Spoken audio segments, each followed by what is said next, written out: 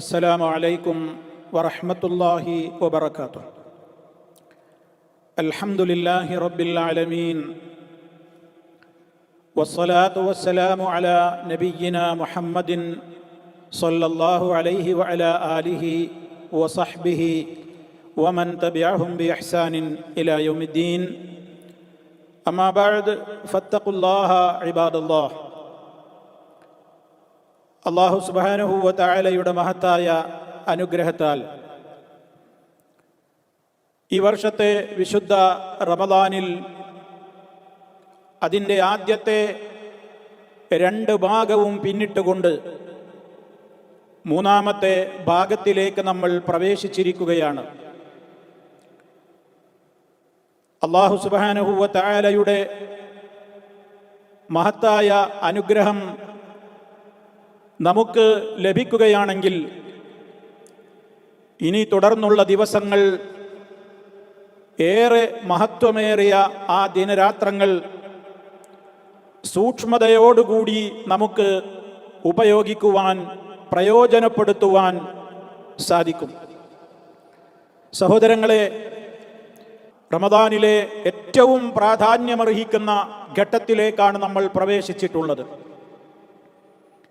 അവസാന ദിവസങ്ങളായി കഴിഞ്ഞാൽ റസൂൽ സല്ലല്ലാഹു അലൈഹി വസല്ലമ മുമ്പുള്ള ദിവസങ്ങളെക്കാൾ കൂടുതൽ അധ്വാനിക്കുകയും രാത്രി മുഴുവൻ ഉറങ്ങാതെ സജീവമാക്കുകയും തൻ്റെ കുടുംബാംഗങ്ങളെയെല്ലാം വിളിച്ചുണർത്തി നന്മയിൽ ഭാഗഭാക്കാക്കുകയും ചെയ്തിരുന്ന വിലപ്പെട്ട അമൂല്യമായ സമയങ്ങളാണ് നമ്മുടെ മുമ്പിൽ കടന്നു വന്നുകൊണ്ടിരിക്കുന്നത്.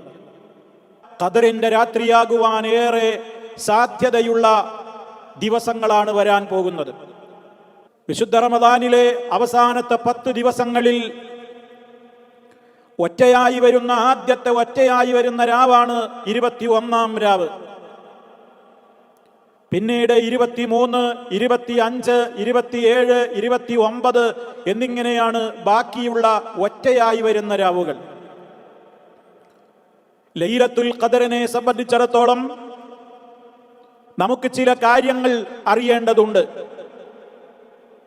പരിശുദ്ധ ഖുർആനിൽ ഒരധ്യായം തന്നെ സൂറത്തുൽ ഖദർ എന്ന പേരിൽ നമുക്കെല്ലാവർക്കും സുപരിചിതമാണ്. ഇന്നാ അൻസൽനാഹു ഫീ ലൈലത്തിൽ ഖദർ എന്ന് തുടങ്ങി സലാമുൻ ഹിയ ഹത്താ മത്ലഇൽ ഫജ്ർ എന്ന് അവസാനിക്കുന്ന ആ അധ്യായം വളരെ കൃത്യമായി തന്നെ കാര്യങ്ങൾ നമ്മുടെ മുമ്പിൽ അവതരിപ്പിച്ച് തന്നിരിക്കുകയാണ്. സഹോദരങ്ങളെ, ഖദറിന്റെ രാത്രി എപ്പോഴാണ് എന്ന് നമുക്ക് അറിയിക്കപ്പെട്ടിട്ടില്ല. ഒരൊറ്റ രാത്രി, ആ ഒരു രാത്രിയെ സംബന്ധിച്ചിടത്തോളം പണ്ഡിത ലോകത്ത് 40ഓളം അഭിപ്രായങ്ങളാണ് രേഖപ്പെടുത്തപ്പെട്ടിട്ടുള്ളത്. രാവ് ഒന്നേയുള്ളൂ, പക്ഷേ അഭിപ്രായങ്ങൾ 40 എണ്ണമാണ്. എന്താണ് അങ്ങനെ അഭിപ്രായാന്തരം ഉണ്ടാകുവാൻ കാരണം? അള്ളാഹുവോ അള്ളാഹുവിന്റെ റസൂലോ നമുക്ക് ഏതാണ് ആ രാത്രി എന്ന് നിർണയിച്ചു പറഞ്ഞു തന്നിട്ടില്ല എന്നുള്ളത് തന്നെയാണ് ആ അഭിപ്രായ ഭിന്നതകൾക്കെല്ലാം കാരണം. വർഷത്തിൽ എപ്പോഴുമാകാമെന്ന് പറഞ്ഞവരുണ്ട്, റമദാനിൽ എപ്പോഴുമാകാമെന്ന് പറഞ്ഞവരുണ്ട്.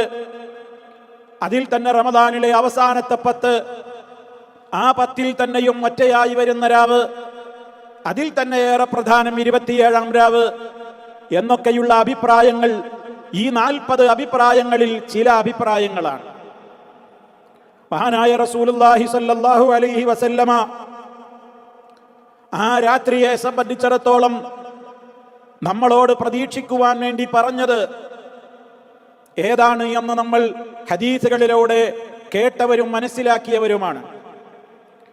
ഇവിടെ ഈ രാത്രിയെ സംബന്ധിച്ചിടത്തോളം അല്ലാഹു സുബ്ഹാനഹു വ തആല പറഞ്ഞ ചില കാര്യങ്ങളെ വലിയ വിശദീകരണങ്ങളിലേക്ക് പോകാതെ ചുരുക്കി പറയാനാണ് ഞാൻ ആഗ്രഹിക്കുന്നത്. അല്ലാഹു പറയുന്നത് ഇന്നാ അൻസൽനാഹു ഫീ ലൈലത്തിൽ ഖദർ എന്നാണ്. തീർച്ചയായും അതിനെ നാം അവതരിപ്പിച്ചിരിക്കുന്നു ഫീ ലൈലത്തിൽ ഖദർ, ഖദറിന്റെ രാത്രിയിൽ. ഇവിടെ ചില കാര്യങ്ങൾ നമ്മൾ അറിയണം. ഇന്നാ അൻസൽനാഹു എന്ന് പറഞ്ഞാൽ അതിനെ എന്ന് പറഞ്ഞാൽ ഏതിനെ? വിശുദ്ധ ഖുർആനിനെ അവതരിപ്പിച്ചിട്ടുള്ള രാത്രിയാണത്. എന്താണ് വിശുദ്ധ ഖുർആൻ ഈ രാവിൽ അവതരിപ്പിക്കപ്പെട്ടു എന്ന് പറഞ്ഞാൽ അതുകൊണ്ടുള്ള ഉദ്ദേശം എന്താണ്? നാം മനസ്സിലാക്കുക, വിശുദ്ധ ഖുർആൻ ഒറ്റയടിക്ക് മഹാനായ റസൂലുള്ളാഹി സ്വല്ലല്ലാഹു അലൈഹി വസല്ലമിലേക്ക് അവതീർണമായിട്ടില്ല എന്ന് നമുക്കറിയാം. ഖദറിന്റെ രാത്രിയുടെ പ്രത്യേകത വിശുദ്ധ ഖുർആനിന്റെ അവതരണം നടന്നത് അന്നാണ് എന്ന് അല്ലാഹു സുബ്ഹാനഹു വ തആല പറയുമ്പോൾ അതിനെക്കുറിച്ച് പല അഭിപ്രായ വ്യത്യാസങ്ങളിൽ പ്രസിദ്ധമായ 2 അഭിപ്രായങ്ങളാണ് എനിക്ക് നിങ്ങളുടെ ശ്രദ്ധയിൽ കൊണ്ടുവരാനുള്ളത്. ഒന്ന്, ലൗഹുൽ മഹ്ഫൂദിൽ നിന്ന്, അഥവാ എല്ലാം രേഖപ്പെട്ട് കിടക്കുന്ന റബ്ബിന്റെ ലൗഹുൽ മഹ്ഫൂദിൽ നിന്ന് 1-ാമത്തെ ആകാശത്തിലേക്ക്, അഥവാ നമ്മോടടുത്ത ആകാശത്തിലേക്ക് വിശുദ്ധ ഖുർആൻ മുഴുവനുമായി ഇറക്കപ്പെട്ടത് ഒരു ഖദറിന്റെ രാത്രിയിലായിരുന്നു. അങ്ങനെ ലൗഹുൽ മഹ്ഫൂദിൽ നിന്ന് 1-ാം ആകാശത്തിലേക്ക് വിശുദ്ധ ഖുർആൻ മുഴുവനുമായി ഇറക്കപ്പെട്ട രാവാണത്. അതാണ് അതുകൊണ്ട് ഉദ്ദേശിക്കപ്പെടുന്നത് എന്നുള്ളതാണ് പ്രസിദ്ധമായ ഒരഭിപ്രായം. ഭൂരിപക്ഷം പണ്ഡിതന്മാരും ആ വീക്ഷണക്കാരാണ്. മറ്റൊരു വിഭാഗം പണ്ഡിതന്മാർ പറയുന്നത് ആ രാവിലാണ് ഇഖ്റ ബിസ്മി റബ്ബിക്കല്ലദീ ഖലഖ എന്ന് തുടങ്ങുന്ന 5ഓളം ആയത്തുകൾ ഈ രാവിലാണ് അവതീർണമായത്. അപ്പോൾ ഭൂമിയിലേക്ക് അല്ലാഹു സുബ്ഹാനഹു വ തആല വിശുദ്ധ ഖുർആനിന്റെ ആയത്തുകളുടെ അവതരണത്തിന്റെ ഉദ്ഘാടനം നിർവഹിച്ചത് ഈ രാവിലായിരുന്നു എന്നുള്ളതാണ് അതുകൊണ്ട് ഉദ്ദേശം എന്ന് 2-ാമത്തെ വിഭാഗം പണ്ഡിതന്മാരും അഭിപ്രായപ്പെടുന്നു. ഈ 2 അഭിപ്രായങ്ങളെയും മുഖവിലക്കെടുത്തുകൊണ്ട് പ്രസിദ്ധരായ ചില പണ്ഡിതന്മാർ, മഹാനായ ശൈഖുൽ ഇസ്ലാം ഇബ്നു തൈമിയ്യ റഹിമഹുള്ളയെ പോലെയുള്ള പണ്ഡിതന്മാർ ഈ 2 അഭിപ്രായങ്ങളും വിരുദ്ധമല്ല, 2ഉം ജംഅ് ചെയ്തുകൊണ്ട് അവർ അഭിപ്രായപ്പെട്ടത് 2ഉം ശരിയാണ്. ലൗഹുൽ മഹ്ഫൂദിൽ നിന്ന് നമ്മോടടുത്ത 1-ാമത്തെ ആകാശത്തിലേക്ക് മുഴുവനുമായി ഇറക്കിയതും പിന്നീട് അതിന്റെ ശേഷം അവിടെ നിന്ന് ആദ്യത്തെ 5 ആയത്തുകളുടെ അവതരണം നടന്നതും ഈ രാത്രിയിൽ തന്നെയാണ്. 2ഉം അന്ന് തന്നെയാണ് സംഭവിച്ചത് എന്ന് വെക്കുന്നതിന് വിരോധമില്ല. അതുകൊണ്ട് ആ 2 അഭിപ്രായങ്ങളും പരസ്പരം ജംഅ് ചെയ്യുകയാണ്. 2ഉം അത് വൈരുദ്ധ്യമുണ്ടെന്ന് പറഞ്ഞുകൊണ്ട് മാറ്റി നിർത്തുകയല്ല ചെയ്തിട്ടുള്ളത്. ഏതായിരുന്നാലും സഹോദരങ്ങളെ, വിശുദ്ധ ഖുർആനിന്റെ അവതരണോദ്ഘാടനം കൊണ്ട് ഏറ്റവും കൂടുതൽ പുണ്യപൂർണമായ ഒരു രാവാണ് ലൈലത്തുൽ ഖദർ. അത് റമദാനിലാണ് എന്ന കാര്യത്തിൽ തർക്കമില്ല. കാരണം പരിശുദ്ധ ഖുർആൻ അവതീർണമായത് റമദാൻ മാസത്തിലാണ്. സൂറത്തുൽ ബഖറയിൽ അല്ലാഹു പറഞ്ഞിട്ടുണ്ട്, ശഹ്റു റമദാനല്ലദീ ഉൻസില ഫീഹിൽ ഖുർആൻ. ഖുർആൻ അവതരിപ്പിക്കപ്പെട്ട മാസമാണ് റമദാൻ മാസം. എങ്കിൽ ആ കാര്യത്തെ സംബന്ധിച്ച് തന്നെ സൂറത്തു ദുഖാനിലും അല്ലാഹു തആല പറഞ്ഞു, ഇന്നാ അൻസൽനാഹു ഫീ ലൈലത്തിൻ മുബാറക ഇന്നാ കുന്നാ മുൻദിരീൻ ഫീഹാ യുഫ്റഖു കുല്ലു അംറിൻ ഹകീം അംറൻ മിൻ ഇൻദിനാ ഇന്നാ കുന്നാ മുർസിലീൻ. അവിടെ ഇന്നാ അൻസൽനാഹു ഫീ ലൈലത്തിൻ മുബാറക എന്നാണ് അവിടെ പറഞ്ഞത്. ഖുർആനിനെ നാം അവതരിപ്പിച്ചു ഫീ ലൈലത്തിൻ മുബാറക, അനുഗ്രഹീതമായ ഒരു രാത്രിയിൽ. ഏതാണ് ആ രാത്രി? റമദാനിലെ രാത്രി. ആ രാത്രി ഏതാണ്? ഈ അധ്യായത്തിൽ പറഞ്ഞ ഇന്നാ അൻസൽനാഹു ഫീ ലൈലത്തിൽ ഖദർ, ഖദറിന്റെ രാത്രി. എന്നാണ്? ഏത് മാസത്തിലാണ്? ശഅബാനിലാണോ റമദാനിലാണോ? റമദാനിലാണ്. എന്തേ ശഅബാനിലാണോ എന്നൊരു സംശയം വന്നത്? ചില ആളുകൾ സൂറത്തു ദുഖാനിലെ ഇന്നാ അൻസൽനാഹു ഫീ ലൈലത്തിൻ മുബാറക, മുബാറകത്തായ രാവിലാണ് നാം അതിനെ അവതരിപ്പിച്ചത് എന്ന് പറഞ്ഞതുകൊണ്ട് ഉദ്ദേശിക്കപ്പെടുന്ന രാത്രി ശഅബാൻ 15ന്റെ രാത്രിയാണെന്നും അതുകൊണ്ട് ബറാഅത്ത് രാവ് പുണ്യപൂർണമാണെന്നും അന്ന് പ്രത്യേകമായ ആരാധനകൾ ഉണ്ടെന്നുമൊക്കെ ആളുകൾ പറഞ്ഞിട്ടുണ്ട്. അന്നാണ് മനുഷ്യന്റെ ബജറ്റ് നിർണയിക്കപ്പെടുന്നത് എന്ന് അഭിപ്രായപ്പെട്ടിട്ടുണ്ട്. ഒരു കൊല്ലം നടക്കാൻ പോകുന്ന മുഴുവൻ കാര്യങ്ങളും ആ രാവിലാണ് വിവേചിച്ച് തീരുമാനിക്കപ്പെടുന്നത് എന്ന് പല ആളുകളും അഭിപ്രായപ്പെട്ടിട്ടുണ്ട്. പക്ഷേ അത് സത്യത്തിൽ നിന്ന് ബഹുദൂരം അകലെയാണ്. ആ അഭിപ്രായമല്ല ശരി. മറിച്ച് സൂറത്തു ദുഖാനിൽ പ്രാരംഭത്തിൽ പറഞ്ഞ ഈ ലൈലത്തുൻ മുബാറകത്തും ഇന്നാ അൻസൽനാഹു ഫീ ലൈലത്തിൽ ഖദർ എന്ന് പറഞ്ഞ ഈ ഖദറിന്റെ രാത്രിയും ശഹ്റു റമദാനല്ലദീ ഉൻസില ഫീഹിൽ ഖുർആൻ എന്ന് പറഞ്ഞ റമദാൻ മാസത്തിലാണെന്ന കാര്യത്തിൽ തർക്കമില്ല. അപ്പൊ അപ്പൊ നമ്മൾ മനസ്സിലാക്കുക, റമദാനിലാണ് ലൈലത്തുൽ ഖദർ. അതിൽ ഏതാണ്? റമദാൻ മുഴുവനുമാണ് എന്ന അഭിപ്രായമുണ്ടെന്ന് ഞാൻ നേരത്തെ പറഞ്ഞു. അതിൽ തന്നെ അവസാനത്തെ 10 ദിവസങ്ങൾ ഖുർആനിനെ നാം അവതരിപ്പിച്ചു ഫീ ലൈലത്തിൽ ഖദർ, ഖദറിന്റെ രാത്രിയിൽ. എന്താണ് ഈ ഖദറിന്റെ രാത്രി? ഇനി അതാണ് നമുക്കറിയേണ്ടത്.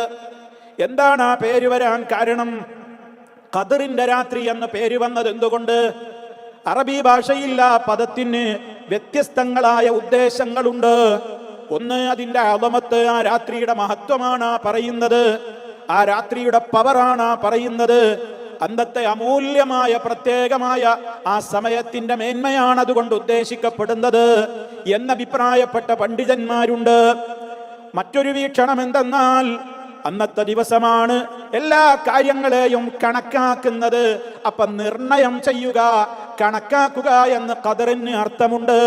അതുകൊണ്ട് നിർണയത്തിന്റെ രാത്രി, കണക്കാക്കുന്ന രാത്രി, അതുപോലെ തന്നെ ബഹുമാനം, വലിയ രൂപത്തിലുള്ള ആദരവ് എന്നൊക്കെയുള്ള അർത്ഥങ്ങളും അതിനുണ്ട്. അതുകൊണ്ട് ബഹുമാനത്തിന്റെ രാത്രി, മഹത്വത്തിന്റെ രാത്രി എന്നൊക്കെ 2 നിലക്കും അതിന് അർത്ഥം കൽപ്പിക്കപ്പെടുന്നു. ഇതിൽ ഈ രാത്രിയിലാണ് കാര്യങ്ങൾ വിവേചിക്കപ്പെടുന്നത് എന്നുള്ളതിന് നമ്മൾ നേരത്തെ സൂചിപ്പിച്ച സൂറത്തു ദുഖാനിലെ ഫീഹാ യുഫ്റഖു കുല്ലു അംറിൻ ഹകീം, യുക്തിമത്തായ എല്ലാ കാര്യവും അതിൽ വേർതിരിച്ച് വിവരിക്കപ്പെടുന്നു. ഈ മുബാറക്കത്തായ രാത്രിയിൽ നടക്കുന്ന സംഗതി അല്ലാഹു സൂറത്തു ദുഖാനിൽ പറഞ്ഞതാണ് ഞാൻ കേൾപ്പിച്ചത്. ഫീഹാ, അനുഗ്രഹീതമായ രാത്രിയിൽ, യുഫ്റഖു, അതാ കാര്യങ്ങൾ വേർതിരിച്ച് വിവേചിക്കപ്പെടുകയാണ്, വിവരിക്കപ്പെടുന്നു. കുല്ലു അംറിൻ ഹകീം, യുക്തിമത്തായ എല്ലാ കാര്യവും അതിൽ വേർതിരിച്ച് വിവരിക്കപ്പെടുന്നു. അപ്പോൾ ആ അഭിപ്രായ പ്രകാരവും ഈ സൂറത്തിൽ തന്നെയും സൂറത്തുൽ ഖദറിന്റെ തന്നെ അവസാന ഭാഗത്ത് തനസ്സലുൽ മലായികതു വറൂഹു ഫീഹാ ബിഇദ്നി റബ്ബിഹിം മിൻ കുല്ലി അംറിൻ എന്ന് പറഞ്ഞിട്ടുണ്ടല്ലോ. അവിടെയും ആ ഒരു വർഷം വരാൻ പോകുന്ന ഒരു വർഷത്തേക്ക് നടക്കാനിരിക്കുന്ന മുഴുവൻ കാര്യങ്ങളും കൃത്യമായി അതാ റബ്ബ് കൃത്യമായി അത് മലക്കുകളെ അറിയിക്കുന്നു. അവന്റെ രേഖയിൽ നിന്ന് അവൻ കൃത്യമായിട്ട് ആ വിവരങ്ങൾ പുറത്തുവിടുന്നു. നമുക്കത് കൃത്യമായി തന്നെ അഭിപ്രായങ്ങളായി രേഖപ്പെടുത്തപ്പെട്ടത് നമുക്ക് കാണുവാൻ സാധിക്കും. അപ്പൊ സഹോദരങ്ങളെ, മനുഷ്യനെ സംബന്ധിച്ചിടത്തോളം അവൻ്റെതായ വിധികൾ എന്തൊക്കെയാണ്? ഓരോ മനുഷ്യനും ഒരു വർഷത്തേക്ക് ഇനി വരാൻ പോകുന്ന കാര്യങ്ങൾ അതെല്ലാം കൃത്യമായി തീരുമാനിക്കപ്പെട്ട കാര്യമാണ് പണ്ടേ. പക്ഷേ അത് റബ്ബിന്റെ മലക്കുകളോട് ആ അറിയിപ്പ് കൊടുക്കുകയാണ്. ആ കൃത്യമായ ദിനമാണ് ലൈലത്തുൽ ഖദറിന്റെ ആ രാവ് എന്ന് നമ്മൾ മനസ്സിലാക്കണം. അതായത് മനുഷ്യന് സംഭവിക്കാൻ പോകുന്ന, അവനിൽ ഇനി വരാൻ പോകുന്ന ഖൈറുകൾ ഏതൊക്കെയാണ്, അവനെ സംബന്ധിച്ചിടത്തോളം വരാൻ പോകുന്ന ഷർറുകൾ എന്തൊക്കെയാണ്, അവന്റെ ആയുസ്സിന്റെ കാര്യം, ആരൊക്കെ ഇനി അടുത്ത ഖദറിന്റെ രാത്രിക്ക് മുമ്പായി മരണം വരിക്കും, ആർക്കൊക്കെ രോഗം ബാധിക്കും, ആർക്കൊക്കെ റിസ്ഖുകൾ ലഭിക്കും, ആർക്കൊക്കെ അത് തടയപ്പെടും, ആർക്കൊക്കെ ആരോഗ്യമുണ്ടാകും, അതുപോലെ ആരൊക്കെ ഏതെല്ലാം കാര്യങ്ങൾ പ്രവർത്തിക്കും, എത്രത്തോളം ഹാജിമാരെ വരെ എന്ന് തീരുമാനിക്കപ്പെടുകയാണ്. യഹജ്ജു ഫുലാൻ വയഹജ്ജു ഫുലാൻ, ഇന്നയാള് ഹജ്ജിന് പോകും, ഇന്നയാള് ഹജ്ജ് ചെയ്യും തുടങ്ങി എല്ലാ കാര്യങ്ങളും വന്ന് ഫിഹാ യുഫ്റഖു കുല്ലു അംറിൻ ഹകീം അംറൻ മിൻ ഇൻദിനാ എന്ന് അല്ലാഹു സുബ്ഹാനഹു വ തആല പറഞ്ഞല്ലോ. ഈ അഭിപ്രായമൊക്കെ പ്രഗത്ഭരായ സഹാബി വര്യന്മാരിൽ നിന്ന്, അതുപോലെ തന്നെ താബിഈങ്ങളിൽ നിന്ന് ഒക്കെ നമുക്ക് കാണുവാൻ സാധിക്കും. ഇബ്നു അബ്ബാസ് റളിയല്ലാഹു അൻഹുമയിൽ നിന്ന്, അതുപോലെ തന്നെ താബിഈ പണ്ഡിതന്മാരിൽ പ്രസിദ്ധരായ ഹസനുൽ ബസരി റഹിമഹുല്ലാ, ഇമാം മുജാഹിദ് റഹിമഹുല്ലാ, ഖത്താദ റഹിമഹുല്ലാ പോലെയുള്ളവരൊക്കെ യുബ്റമു ഫീ ലൈലത്തിൽ ഖദ്രി ഫീ ശഹ്രി റമദാൻ കുല്ലു അജലിൻ വഅമലിൻ വഖൽഖിൻ വറിസ്ഖിൻ മാ യകൂനു ഫീ തിൽക സന, അരാവിൽ നടക്കാനിരിക്കുന്ന എല്ലാ കാര്യങ്ങളും ഞാൻ നേരത്തെ പറഞ്ഞതുപോലെ ആയുസ്സും കർമ്മങ്ങളും സൃഷ്ടിപ്പും അതുപോലെ തന്നെ ആ രൂപത്തിലുള്ള റിസ്ഖും ഏതെല്ലാം കാര്യങ്ങളുണ്ടോ എല്ലാം തീരുമാനിച്ച് അത് മലക്കുകൾക്ക് അറിയിപ്പ് കൊടുക്കുന്ന, അതെല്ലാം നടപ്പിൽ വരുത്താൻ പോകുന്ന കൃത്യമായ രാവാണത്. അതാണ് ഒന്നാമത്തെ അഭിപ്രായം. അതായത് ഖദർ എന്നുള്ള പേര്, അപ്പൊ നിർണയത്തിന്റെ രാത്രിയാണല്ലോ, ഒക്കെ നിർണയിക്കുകയാണ്, എല്ലാം വിവേചിച്ച് കൃത്യമായി വേർതിരിക്കപ്പെടുകയാണ്. ഇനി അതേപോലെ തന്നെ ആ രാവിൽ ചെയ്യുന്ന ഓരോ കർമ്മങ്ങളും വളരെ കൃത്യമായിട്ട് മനുഷ്യനത് ആ രാവ് ഏതാണെന്ന് അറിഞ്ഞവനാകട്ടെ അറിയാത്തവനാകട്ടെ എന്ന് പറഞ്ഞാൽ ഏതാണ് ആ രാത്രി എന്ന് എനിക്ക് മനസ്സിലായില്ലെങ്കിൽ പോലും ഞാൻ ആ ദിവസത്തിന്റെ മഹത്വം എനിക്ക് ലഭിക്കണമല്ലോ എന്ന ഏറ്റവും ആത്മാർത്ഥമായ ഉദ്ദേശത്തോടുകൂടി ആ രാത്രിയിലേറെ സജീവമായി കഴിഞ്ഞാൽ ലൈലത്തുൽ ഖദ്രി ഖൈറും മിൻ അൽഫി ശഹർ, ഖദറിന്റെ രാത്രിയെ പറ്റി വളരെ ആകാംക്ഷയുണ്ടാക്കുന്ന ചോദ്യം ആമുഖമായിട്ട് റബ്ബ് ചോദിക്കുന്നുണ്ട്. വമാ ദറാക മാ ലൈലത്തുൽ ഖദർ, ഖദറിന്റെ രാത്രി എന്താണെന്ന് നിനക്കെന്തറിയാം, നിനക്കതിനെപ്പറ്റി വല്ലതും അറിയാമോ? എന്നിട്ടാണ് മറുപടി ലൈലത്തുൽ ഖദ്രി ഖൈറും മിൻ അൽഫി ശഹർ, 1000 മാസങ്ങളെക്കാൾ ഉത്തമമാണത്. പണ്ഡിതന്മാരവിടെ വ്യാഖ്യാനം നൽകി, ഖദറിന്റെ രാത്രി ഇല്ലാത്ത 1000 മാസങ്ങളെക്കാൾ ഉത്തമമായ ഒരൊറ്റ രാത്രിയാണത്. ഒരു സെക്കൻഡ് പ്രവർത്തിച്ചാൽ പോലും 24 മണിക്കൂറിന്റെ പ്രവർത്തനത്തിന് സമാനമായി മാറുന്ന, ഒരു മനുഷ്യന്റെ ആയുഷ്കാലത്ത് മുഴുവനും ചെയ്താൽ പോലും എത്താത്തത്ര വലിയ രൂപത്തിലുള്ള ഏറ്റവും വലിയ മഹത്വം നിറച്ചു വെച്ച രാത്രിയാണത്. 83 ചില്ലാനം വർഷങ്ങള്. ആർക്കാ സഹോദര അങ്ങനെ പ്രവർത്തിക്കാൻ സാധിക്കുക? 83 ചില്ലാനം വർഷങ്ങള് നിരന്തരമായി ഇബാദത്തെടുത്തതുപോലെ, സൽക്കർമ്മം ചെയ്തതുപോലെ ആ ഒരൊറ്റ രാത്രിയിൽ ചെയ്യുന്ന കർമ്മങ്ങൾക്ക് നമുക്ക് ലഭ്യമാവുകയാണെങ്കിൽ എത്ര വലിയ നിഅമത്തിന്റെ രാത്രിയാണത്, എത്ര വലിയ മഹത്വത്തിന്റെ രാത്രിയാണത്. അതുകൊണ്ടല്ലേ ആ ദിവസത്തെ അശ്രദ്ധമാക്കുന്നവനേക്കാൾ ഭാഗ്യം കെട്ടവൻ വേറെ ആരാണുള്ളത്? നബി സല്ലല്ലാഹു അലൈഹി വസല്ലം പറഞ്ഞില്ലേ, മൻ ഹുരിമഹാ ഫഖദ് ഹുരിമൽ ഖൈറ കുല്ലഹ്. അന്നത്തെ രാത്രി ആർക്കെങ്കിലും തടയപ്പെട്ടാൽ, ആ ഖദറിന്റെ മഹത്വം ആർക്കെങ്കിലും തടയപ്പെട്ടാൽ സർവ നന്മയും അവൻ തടയപ്പെട്ടവനാണ്. വലാ യുഹറമു ഖൈറഹാ ഇല്ലാ മഹ്റൂം. വളരെ ഭാഗ്യം കെട്ടവനല്ലാത്ത, ഒരു ഭാഗ്യവുമില്ലാത്ത, വല്ലാത്തൊരു നിർഭാഗ്യവാനല്ലാതെ അതിൽ നിന്ന് തടയപ്പെടുന്നതല്ല. അതിന്റെ പുണ്യത്തെ അവന് തടയപ്പെടുന്നുണ്ടെങ്കിൽ അവൻ ഏറ്റവും വലിയ ദൗർഭാഗ്യവാനാണ്. അതുകൊണ്ട് അന്നത്തെ ദിവസം അശ്രദ്ധമാകാതെ ഏറെ ശ്രദ്ധ പുലർത്തണം എന്നാണ് നമ്മൾ ഈ കാര്യത്തിൽ വളരെ ഗൗരവത്തോടുകൂടെ മനസ്സിലാക്കേണ്ടത്. കാരണം ഇത് റഹ്മാനായ റബ്ബ് മുൻ സമുദായങ്ങളെ അപേക്ഷിച്ച് ഇമാം മാലിക് റഹിമഹുല്ലയുടെ മുവത്തയിൽ നമുക്കൊരു റിപ്പോർട്ട് കാണാം. നബി സല്ലല്ലാഹു അലൈഹി വസല്ലമിന് മുൻ സമുദായങ്ങളുടെയൊക്കെ, കഴിഞ്ഞു പോയ ആളുകളുടെയൊക്കെ ആയുഷ്കാലവും പ്രവർത്തനത്തിന്റെ കാലങ്ങളുമൊക്കെ കാണിക്കപ്പെട്ടപ്പോ തന്റെ ഉമ്മത്തിന്റെ ആയുഷ്കാലം വളരെ കമ്മിയാണല്ലോ എന്ന് നബി സല്ലല്ലാഹു അലൈഹി വസല്ലമിന് തോന്നി എന്ന് മാത്രമല്ല, മുൻ സമുദായങ്ങളെ പോലെ എന്റെ ഉമ്മത്തിന് സൽക്കർമ്മങ്ങളിൽ അത്രത്തോളം വർദ്ധിപ്പിച്ച് നല്ല നല്ല മഹത്വത്തിന്റെ പദവികളിലെത്താനാവില്ലല്ലോ എന്ന ഒരു ചിന്തയും വിഷമവും അവിടത്തേക്ക് വന്നപ്പോ ഫഅതാഹുല്ലാഹു ലൈലത്തുൽ ഖദ്രി ഖൈറും മിൻ അൽഫി ശഹർ, 1000 മാസങ്ങളെക്കാൾ ഉത്തമമായ ഒരു രാവ് തന്നെ നൽകിക്കൊണ്ട് അനുഗ്രഹിച്ചിരിക്കുന്നു ഈ ഉമ്മത്തിനെ എന്ന് പറയുമ്പോ സഹോദരന്മാരെ, വലിയ മഹത്വമാണത്. അതുകൊണ്ട് ആ സമയത്തെ ശരിക്കും നമ്മൾ ഉപയോഗപ്പെടുത്തുകയാണ് വേണ്ടത്. പക്ഷേ ഏത് രാത്രിയാണെന്ന് അറിയിക്കപ്പെട്ടിട്ടില്ല. ഇതുപോലെ വെള്ളിയാഴ്ച ഉത്തരം കിട്ടുന്നവരെ നേരമുണ്ടെന്ന് നബിതങ്ങൾ പറഞ്ഞിട്ടുണ്ട്. വെള്ളിയാഴ്ച ദിവസം പ്രഭാതമായത് മുതൽ അന്നത്തെ മഗ്രിബാകുന്നത് വരെ ആ സമയത്തിനിടക്കുള്ള ഒരു സമയം എന്തു ചോദിച്ചാലും റഹ്മാനായ റബ്ബ് ഉത്തരം തരാമെന്ന് ഓഫർ പറഞ്ഞിട്ടുണ്ട്.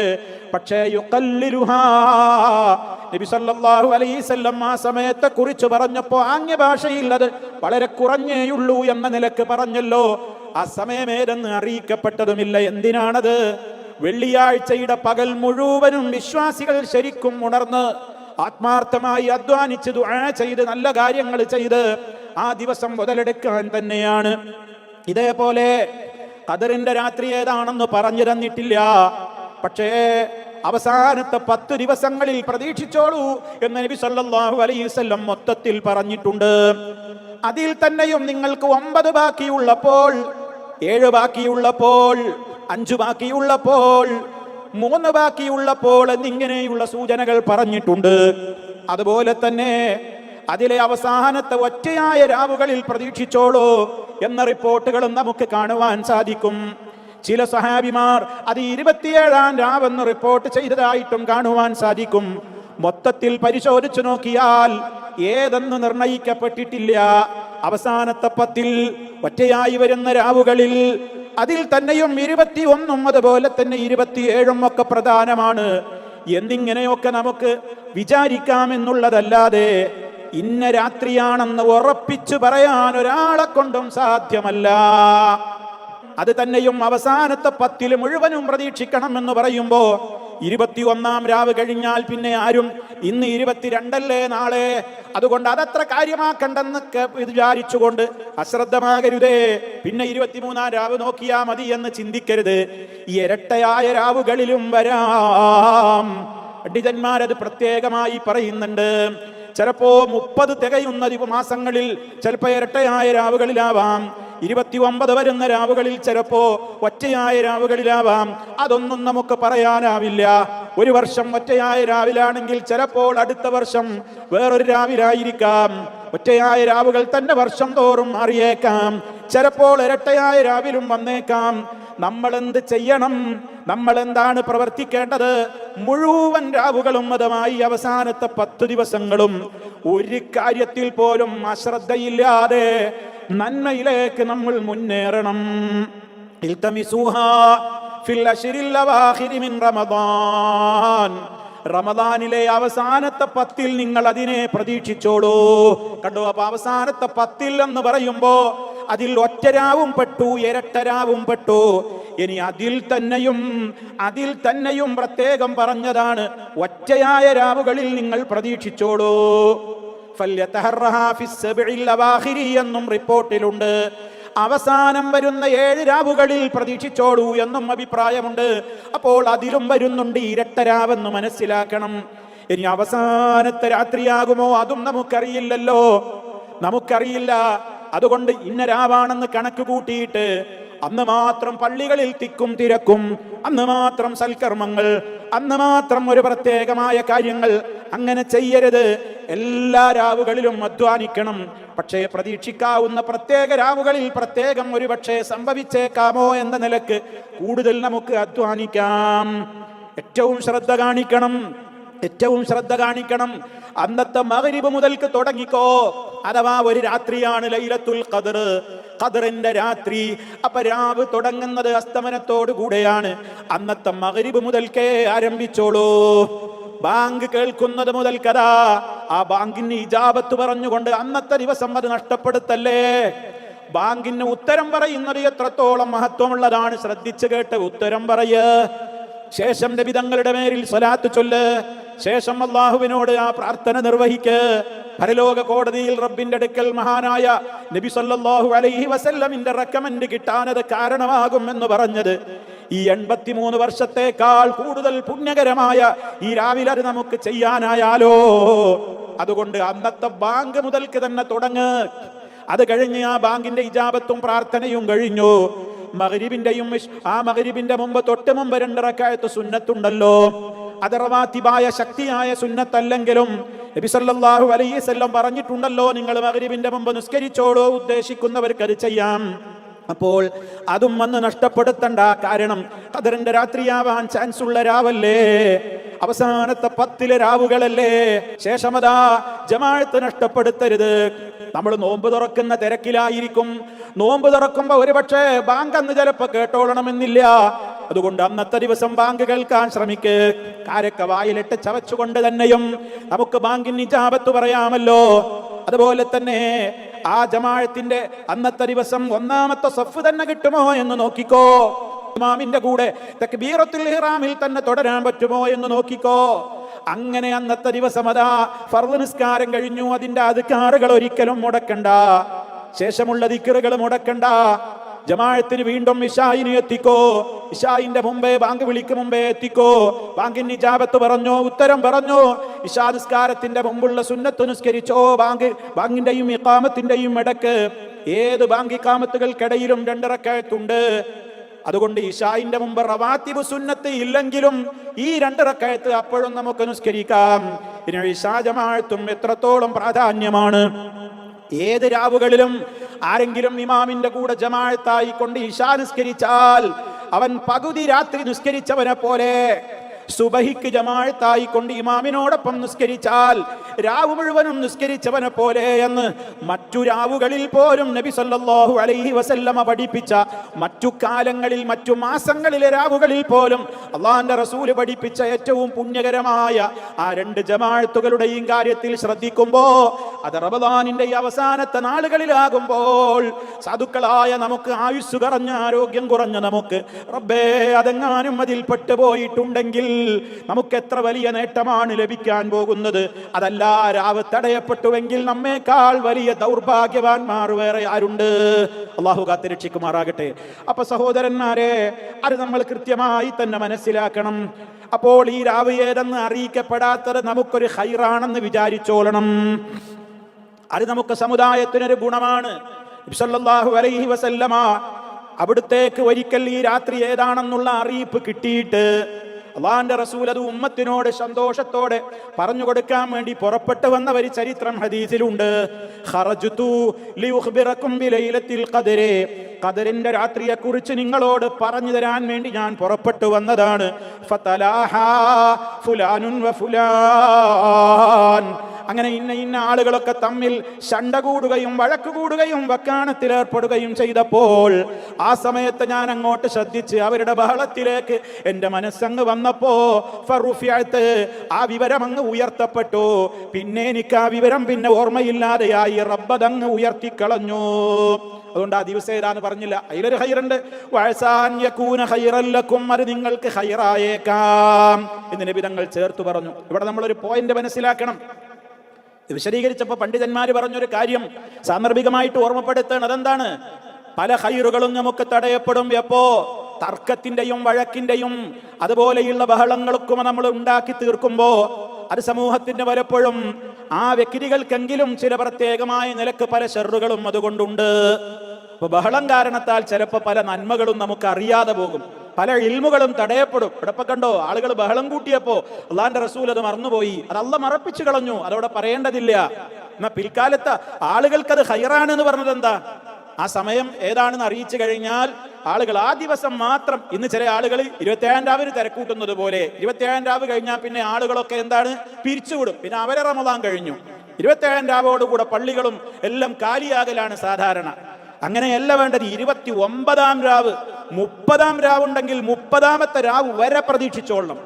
കാരണം പണ്ഡിതന്മാർ പറയണേ, ജോലിക്ക് കൂലി ചിലപ്പോൾ കൊടുക്കുക, നമ്മളൊരു തൊഴിലിനൊരു തൊഴിലാളിയെ വിളിച്ചാൽ തൊഴിലുടമ പണിയൊക്കെ കഴിഞ്ഞ് അവസാനമായിരിക്കും ചിലപ്പോൾ കൂലി കൊടുക്കുക. അല്ലാഹു സുബ്ഹാനഹു വ തആല നമ്മോട് അത്യധ്വാനം ചെയ്യാൻ വേണ്ടി റമദാനിൽ ആവശ്യപ്പെട്ട് ഒരു വേള അവസാനത്തെ രാവിലാണ് കൂലി തരുന്നതെങ്കിലോ അത് അശ്രദ്ധമാകുന്നവൻ പെട്ടുപോയില്ലേ, ദൗർഭാഗ്യവാനായില്ലേ? ചിന്തിക്കണം ആ വാക്കുകളൊക്കെ. അപ്പൊ നഷ്ടമാകരുത് എന്നാ പറയുന്നത്. അതുകൊണ്ട് വളരെ കൃത്യമായിട്ട് നമ്മൾ ഇബാദത്തുകൾ നന്നായി ധാരാളമായി ചെയ്യുവാൻ ഈ അവസരങ്ങൾ ശരിക്കും ഉപയോഗപ്പെടുത്തുകയാണ് വേണ്ടത്. ഇത് ഗൗരവത്തോടെ നമ്മൾ കാണണം. അതുപോലെ തന്നെ നമ്മൾ മാത്രമല്ല നമ്മുടെ കുടുംബാംഗങ്ങളെയും ഇതിലേക്ക് വിളിച്ചുണർത്തേണ്ടുന്ന പ്രത്യേകമായ രാവാണത്. വിധങ്ങൾ അത് ചെയ്തിട്ടുണ്ടല്ലോ. ആ പ്രാർത്ഥിക്കാനും നിസ്കരിക്കാനും ഖുർആൻ ഓതാനും ഒക്കെ അറിയാവുന്ന വകതിരിവുള്ള ഒരു കുട്ടിയെപ്പോലും വിളിച്ചുണർത്താതെ പോയിട്ടില്ല. അത് ഗൗരവത്തോടെ നമ്മൾ മനസ്സിലാക്കണം. ചിന്തയോടെ ഖുർആൻ പാരായണം. ഖുർആൻ ഇങ്ങനെ ഓതുമ്പോ ചിന്തയോടെ പാരായണം ചെയ്യാൻ ശ്രമിക്കുക. അർത്ഥതലങ്ങൾ നമ്മുടെ മനസ്സിലേക്ക് കടന്നു വരുമ്പോ അതിൽ ശിക്ഷയുടെ ആയത്തുകൾ വന്നേക്കാം. അള്ളാഹുവിനോട് ശിക്ഷയില്ലെന്ന് കാവല് ചോദിക്കാൻ മറക്കരുത്. സ്വർഗീയമായ അനുഗ്രഹങ്ങളെ സംബന്ധിച്ചുള്ള വചനങ്ങൾ വന്നേക്കാം. അള്ളാഹുവിനോട് അനുഗ്രഹങ്ങൾ തേടാൻ ഒരിക്കലും മറന്നു പോകരുത്. ധാരാളമായി ഇടയ്ക്കിടെ ഇങ്ങനെ പ്രാർത്ഥിച്ചു കൊണ്ടിരിക്കണം. തിരക്ക് കൂട്ടി ഖുർആനോദല്ലേ, സാവകാശം നിർത്തി പാരായണം ചെയ്യണേ, സ്വതക്ക ചെയ്യണേ. അല്പമെങ്കിലും എല്ലാ രാവുകളിലും നമ്മൾ സ്വതക്ക ചെയ്യുക. അതുപോലെ തന്നെ കുടുംബാംഗങ്ങളോട് കുശലാന്വേഷണം നടത്തുക, മാതാപിതാക്കളോട് ബഹുമാനം കാണിക്കുക, കുടുംബ ബന്ധം ചേർക്കുക, തെറ്റിപ്പിരിഞ്ഞു നിൽക്കുന്നുണ്ടെങ്കിൽ നന്നാവുക. എത്ര നല്ല പ്രവർത്തനങ്ങളൊക്കെ നമുക്ക് ചെയ്യാനാകുമോ എല്ലാം ചെയ്യുക.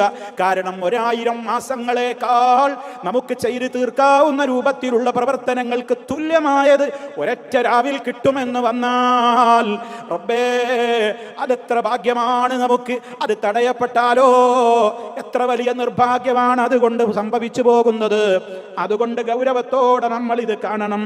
കഴിയുന്നത്ര നമ്മൾ സൽക്കർമ്മ നിരതമായി തന്നെ ഖുർആനോത്തും സിക്റും ദുആയും ഏതെല്ലാം നല്ല നല്ല കാര്യങ്ങൾ, തസ്ബീഹ്, സ്വലാത്ത്, തഹ്ലീലുകൾ, സുബ്ഹാനല്ലാഹ്, അൽഹംദുലില്ലാഹ്, ലാ ഇലാഹ ഇല്ലല്ലാഹ്, അല്ലാഹു അക്ബർ, ഇങ്ങനെ നബി സല്ലല്ലാഹു അലൈഹി വസല്ലമിന്റെ പേരിലുള്ള സ്വലാത്തിനെ ചോദിക്കൽ, നമുക്ക് ഐഹികവും പാരത്രികവുമായ കാര്യങ്ങൾക്ക് വേണ്ടിയുള്ള ദുആകളെ വർദ്ധിപ്പിക്കൽ, ഇങ്ങനെ ധാരാളം കാര്യങ്ങൾ എല്ലാം നമുക്ക് ഉപയോഗപ്പെടുത്തുവാൻ പ്രിയമുള്ളവരെ നമുക്ക് സാധ്യമാകും.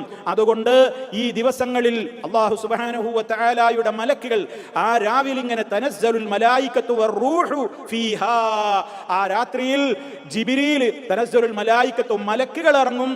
എത്രത്തോളം ഹദീസുകളിൽ കാണാം, ഭൂമിയിലെ ചരൽക്കല്ലുകളുടെ എണ്ണത്തെക്കാളപ്പുറം മലക്കുകൾ തിങ്ങി നിറയുന്ന ദിവസമാണ്, രാവാണത് എന്ന്. അവർ കാണുന്നവരോടൊക്കെ അവർ സലാം ചൊല്ലും. വിശ്വാസികൾക്ക് വേണ്ടി അവർ പ്രാർത്ഥിക്കും.